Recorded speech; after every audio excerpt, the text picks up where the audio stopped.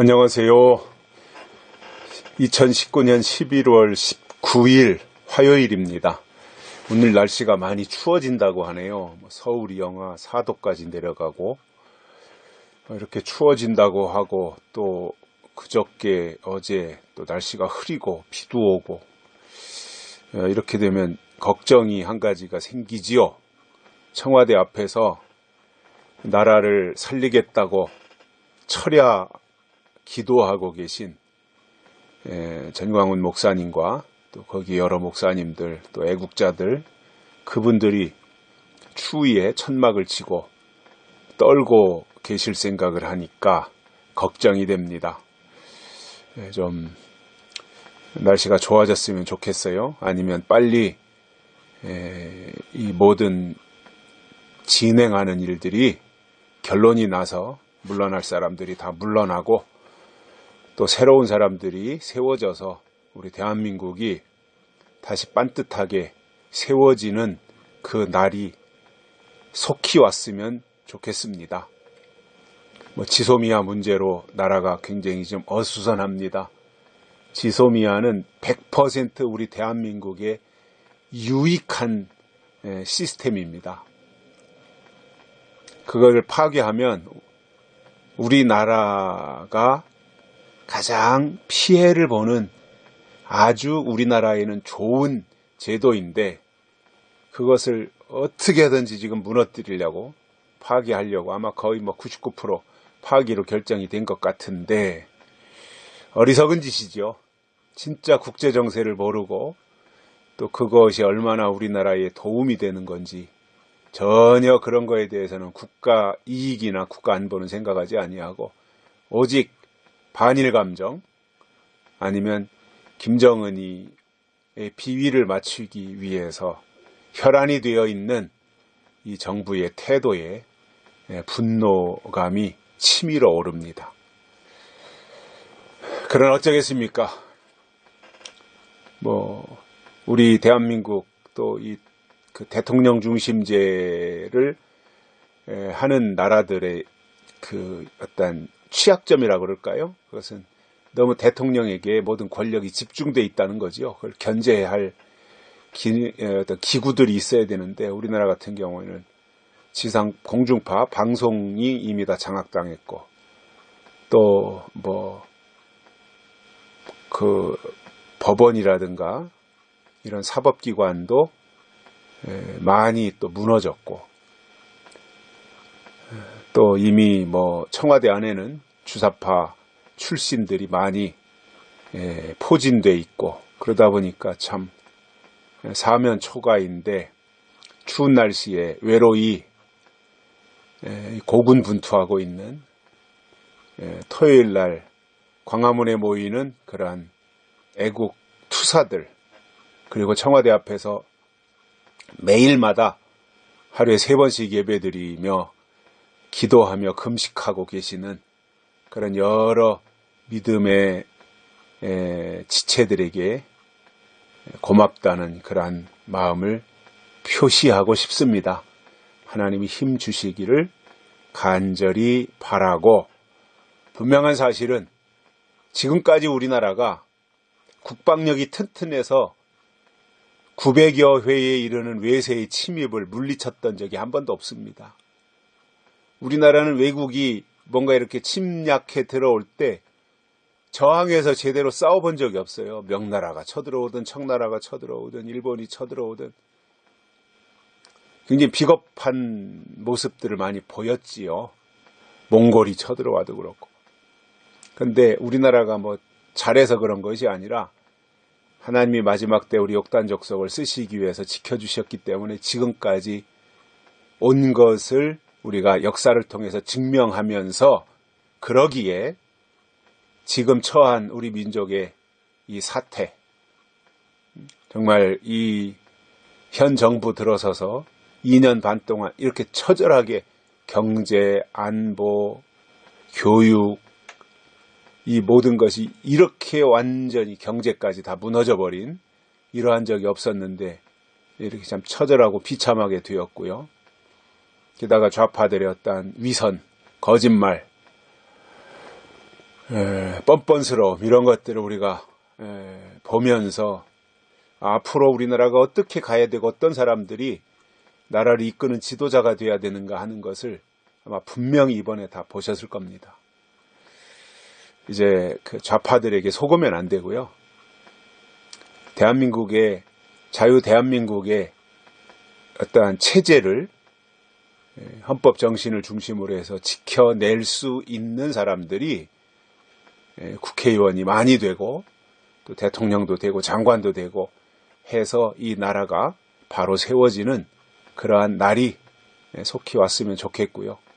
뭐 이렇게 어수선한 가운데서 예수님이 재림하시게 될지 아니면 재림하시기 전에 이 나라의 모든 질서가 다시금 그 건국 이념에 맞게 회복이 되고 예수님이 재림하실지 뭐 그거는 잘 모르겠습니다만은 아무튼 우리가 어떠한 인간의 입장에서 이러한 어려움이 속히 해결이 되고 또 다시 안정이 되고 모든 것이 다 튼튼해지고 견고해지고 경제가 다시 부강해지는 그러한 계기가 왔으면 좋겠다라고 하는 인간적인 바람을 가지고 있습니다.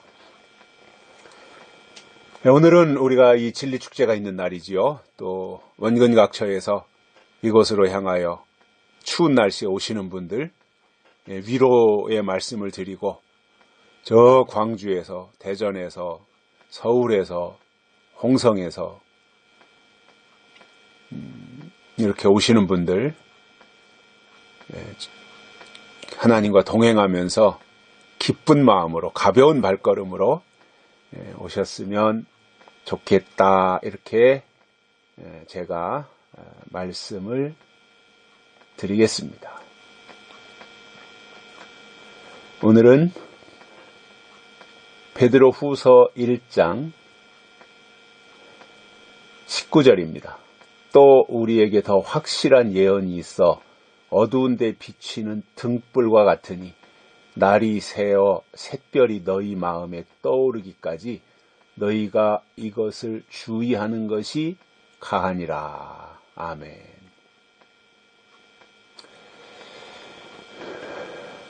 우리가 이 마지막 때를 살아가고 있는 신앙의 동지들로서 베드로가 말씀한 이러한 내용들을 귀담아 들을 필요가 있다고 봅니다. 그러니까 이러한 부분들 오늘 본문에서 읽어드린 이러한 내용들을 보면 그러니까 더 확실한 예언이 있다는 거예요. 그냥 예언이 아니라 더 확실한 예언이 있다. 근데 그 예언은 무엇과 같으냐 하면 어두운 데 비치는 등불과 같다라는 겁니다. 예언의 말씀은 어두움을 밝히는 등불이다 이겁니다. 그러면 예언의 말씀이 없다는 것은 뭐예요? 등불이 없다는 이야기입니다. 즉 어둡다는 이야기예요. 예언의 말씀이 등불이라는 이야기예요. 이 등불을 가지지 아니한다면 그 심령은 보나마나 어둡고 깜깜하고 칠흑 같은 데서 아무 방향 감각도 없이 그냥 헤매고 방황하는 사람들일 수밖에 없는 거예요. 영혼이 그렇다는 거예요. 영혼이. 그래서 우리는 신앙생활을 어떻게 해야 되느냐? 예언의 말씀을 중심으로 신앙생활을 해야 우리에게 빛이 있는 겁니다. 그래야 우리의 갈 길을 인도함 받고 바르게 갈 수 있어요. 제가 어렸을 때만 해도 시골에는 가로등이나 이런 것이 없어가지고요. 아주 어렸을 때 초등학교 제가 5학년 때인가 그 한전이 들어오기 전에 한국전력 들어오기 전에 동네 시내권에만 그 어떤 개인들이 어떤 회사가 발전기를 돌려가지고 전기를 발전해서 이 시내권에 사는 가구들에게 전기를 공급했던 적이 있어요. 그러니까 전기를 사는 거죠. 그러니까 백열전구 하나에 얼마씩 한 달에. 그래서 방이 3개고 백열전구가 3개다. 부엌까지 합쳐서 4개가 있다. 그러면 4개 값을 쳐서 돈을 받는데 한 6시나 7시부터 전기를 발전기를 돌려서 밤 12시 되면 전기가 아웃되는 그러한 일이 제가 뭐 다 5학년 때인가 아무튼 그때 그 일이 있다가 얼마 지나지 않아서 한전이 들어왔어요. 그러나 이제 그 발전소 또는 한전 이런 것이 들어오기 전에는 저도 어렸을 때 촛불 켜고 아니면 등잔불 켜고 이렇게 살았던 시대입니다. 세대입니다. 저도. 호롱불 세대예요. 어렸을 때. 그러니 뭐 집 안에도 호롱불로 등불 켜놓고 살았던 시대에 밖에 나가면 거기에 뭐 가로등이 있길 합니까? 해 떨어지면 깜깜한 세상인데. 그러니까 뭐 꼼짝달싹 못하는 거죠. 그저 하나 있다면 후레쉬라고 하는 랜턴 있죠. 전기, 손전등. 그거 들고 뭐 심부름 가게 되면 가는데 그게 뭐 얼마나 밝기나 한가요. 그죠? 넘어지지 않을 정도로 내 발 놓을 곳만 찾아가는 정도의 이 불빛을 밝혔고 뭐 사방은 다 칠흑같이 깜깜하니까 얼마나 무서워요. 그때는 또 귀신 얘기도 많이 들어가지고 그러다가 이제 한전이 들어오면서 가로등이 생기고 하니까 새벽까지 가로등이 밝히고 있어서 이 도로나 이런 웬만한 골목에는 이제 희미하지만 가로등이 켜지니까 그래도 왕래하기가 수월했던 기억들이 있습니다. 근데 지금은 뭐 우리나라가 부자가 되고 잘 사는 나라가 되다 보니 뭐 곳곳에 다 동네 길 쬐깐한 소로에도 가로등이 다 켜져 있어가지고 밤에도 얼마든지 뭐 활동하는데 큰 지장이 없을 정도로 이렇게 전기시설이 잘 되어 있지요. 근데 만약에 이런 게 없다면 우리 어렸을 때로 생각한다면 해 떨어지면 깜깜한 거예요. 그 베드로가 지금 그러한 것들을 염두에 두고 더 확실한 예언이 있는데 그것은 어두운 데 비치는 등불과 같다. 그러니까 더 확실한 예언이 있고 더 확실한 예언이 있다는 거예요. 이것을 베드로가 무엇을 염두에 두고 한 내용이냐면 더 확실한 예언. 요한계시록을 말씀한 거예요.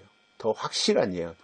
예수님이 다시 오시는 것과 관련해서 더 확실하게 예언한 것이 있다. 요한계시록이라는 거예요. 근데 그 요한계시록은 뭐냐? 어두운 데 비치는 등불과 같은 것이다 이겁니다. 그러니까 예수님이 다시 오실 때는 이 확실한 예언이 등불이라는 거예요. 예수님이 초림하셨을 때는 요한복음 5장에 보면 세례 요한이 등불이라 그랬어요. 5장 23절인가 24절인가 세례 요한이 켜서 비치는 등불이라 그랬어요.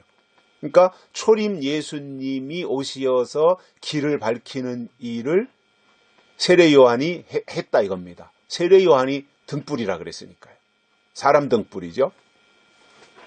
그런데 이제 예수님이 다시 오실 때는 더 확실한 예언이 있어서 그 예언이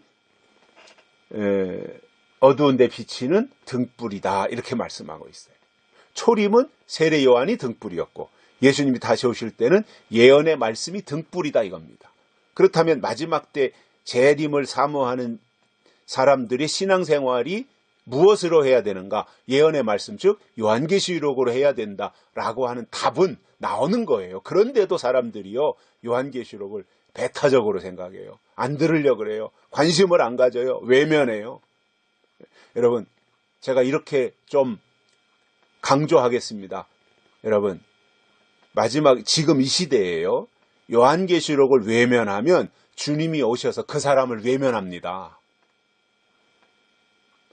그래도 내가 뭐 교회 시대에 교회에서 직분을 맡고 뭐 목사도 되고 장로도 되고 권사도 되고 집사도 되고 내가 이렇게 교회에서 열심히 충성하고 11조하고 헌금 생활 잘하고 주일 성수 잘하고 해왔는데 뭘 하나님이 나를 외면하실까? 그거는 법이 바뀌기 전 이야기입니다. 법이 바뀌고 나면 바뀐 법을 따라가야 돼요. 바리새인들도요. 누구 못지않게 그 사람들이 일주일이면 3일씩 금식하고요. 경건 생활에 있어서는 바리새인들을 따라갈 사람 없어요. 율법 지키고. 그런데 그들의 문제가 뭐였어요? 시대가 바뀐 걸 몰랐어요. 예수님이 오시는 것에 대해서 예수님이 하나님의 아들이라는 걸 몰랐어요. 시대가 바뀌니까 법을 모르니 새 법 안으로 들어가지 못한 거예요. 지금도 마찬가지예요. 은혜시대 제도 속에서 열심히 한 것과 요한계시록의 새 계명 안으로 들어가는 것과는 다른 거예요. 지금이 여전히 은혜시대라면, 그리고 예수님의 재림이 까마득한 먼 훗날의 이야기라면 은혜시대의 제도와 시스템에 충실하면 됩니다. 그런데 저는 지금 이 시대가 은혜시대가 끝나고 이제 예수님이 이 땅에 다시 오실 시간이 점점 우리 앞에 다가오고 있는 시대가 바뀌었다라는 거예요. 그렇기 때문에 예언의 말씀 중심의 신앙생활을 하지 아니하면 주의 이름으로 선지자 노릇하고 주의 이름으로 귀신을 쫓고 주의 이름으로 많은 권능을 행했어도 예수님이 오셔서 내가 너희를 도무지 알지 못하라, 불법을 행한 자들은 내게서 떠나가라, 이렇게 말씀하실 수밖에 없다는 거예요. 마지막에 가서 그 말 들으면은요, 끝난 거예요. 게임은. 그때 가서 돌이킬 수 있어요? 미래는 다소처녀 되고 마는 거죠. 미리 이렇게 유튜브를 통해서 말씀을 증거하고, 저뿐만 아니라 또 여러 곳에서 요한계시록을 성경적으로 재림신앙, 약속 중심으로 증거하는 교회들이 있는지 유튜브 뒤져서 찾아가지고라도, 홈페이지 인터넷 같은 데 뒤져서 찾아서라도 뭐 이상한 사이비 이단 이런 거 빼고 말이에요. 정말 성경적 예언의 말씀, 약속의 말씀으로 증거하는 그러한 곳이 있는가 기도하는 마음으로 찾고 찾으면 만나게 해주셔요. 그래서 신앙이 재림신앙으로 가야 됩니다. 예언의 말씀으로 가야 됩니다. 요한계시록 속으로 깊이 들어가야 됩니다. 몰두해야 됩니다. 그래야 신앙이 살아나는 거예요. 지금 보십시오. 은혜시대에 그렇게 은혜시대 동안 열심히 일했고, 정말 기도하면 2시간, 3시간씩 기도했고, 부흥이 하면 다 뒤집어지고, 다 은혜 받고, 다 방언하고, 은혜시대에 그렇게 해서 신바람나게 신앙생활 했잖아요. 그런데 은혜시대 끝나고 지금은 그냥 교회에서 권사, 장로, 직분 가지고 있는데 억지로 갈 때가 얼마나 많아요. 은혜시대 때 뭐가 뭔지 제대로 알지 못할 때 은혜 받아가지고 말이죠, 부흥회 통해서 회개하고 은혜 받고 충만할 때는 신바람 나서 했는데, 지금은요 마지못해서 하는 사람들이 거의 대부분이에요. 왜 그렇습니까? 시대가 바뀐 거예요. 그래서 요한계시록 더 확실한 예언이 이 시대를 비추는 등불이다라고 하는 것을 알아야 되는데, 그러면 이 예언의 말씀 등불을 언제까지 간직하고 있어야 되는가? 오늘 베드로가 이렇게 말합니다. 날이 새어 샛별이 너희 마음에 떠오르기까지 너희가 이것을, 예언의 말씀을 주의하는 것이 가하니라. 샛별이 떠오를 때까지. 샛별, 요한계시록에 새벽별 나오죠. 새벽별, 광명한 새벽별. 그러니까 그 계시록에서 보면은 3가지 별이 나오잖아요. 그냥 별, 새벽별, 광명한 새벽별. 그러니까 이 샛별이 그거예요. 그러니까 새로 샛별이 떠오르기까지 너희가 이것을 주의하는 것이 가하니라. 그러니까 샛별은 뭐냐면 새벽에 뜨는 별이에요. 새벽별인 거죠. 새벽별. 새 역사라고 볼 수 있고, 이것을 계시록 1장에 보면 1장 20절에 별은 주의 종이라 그랬어요. 주의 종. 그러니까 샛별은 뭐예요? 새벽에, 즉 날이 어제가 가고 내일이 오늘 되는 그 어제와 오늘의 어떠한 새로운 시점. 묵은 날은 갔고 완전히 끝났고 이제 밤이 다 지나갔고, 어제는 이제 완전히 간 거잖아요. 오늘은 이제 오고 있고, 그 분기점이 새벽이잖아요. 그때 떠오르는 별이 샛별이에요. 샛별. 그러니까 새 시대가 다가올 때 떠오르는 별의 역사가 있다는 거예요. 그때까지는 예언의 말씀 중심으로 신앙생활을 하는 것이 하나님의 계획이다. 그래서 정말 이 시대에 깨어있고 살아있는 영적인 신앙은요, 요한계시록 속으로 당연히 들어가는 겁니다. 분명히 제가 말씀드립니다. 지금 이 시대에 교회 생활을 20년, 30년, 40년 그 이상 하신 분들도 많이 계실 텐데 우리 대한민국 땅 안에 그렇게 오랫동안 신앙생활을 했음에도 불구하고 그래서 교회에서 큰 직분을 받아가지고 있음에도 불구하고 요한계시록을 등한히 하거나 요한계시록을 외면하거나 요한계시록을 소홀히 하거나 요한계시록에 대해서 관심을 가지지 아니하면 그 사람은 하나님께로부터 관심 받기 되고 말 겁니다. 기억하십시오. 그날 가서 후회하지 마시고 지금부터 차근차근 조금씩이라도 계시록을 채우셔야 됩니다. 왜? 그것이 어둠을 비치는 등불, 즉 확실한 예언이기 때문에 그렇습니다. 이 예언의 말씀이 등불로 우리의 심령이 있어야 황충이가 나와서 어둡게 할 때 우리가 어두워지지 않아서 신랑을 맞이하는 것이지 우리 속에 예언의 말씀이 없으면 등불이 없는 거예요. 등불이 없으면 어두운 거예요. 어두우면 사탄이 역사하는 거예요. 그러면 그는 어둠의 자식이 되니까 빛의 자녀가 되지 못하는 거예요. 즉 신랑을 맞이하지 못한다 그 말입니다. 그래서 이 말씀으로 잘 무장해서 하나님의 은혜로 채움받는 그러한 역사가 있기를 바랍니다. 여기까지 하겠습니다. 감사합니다.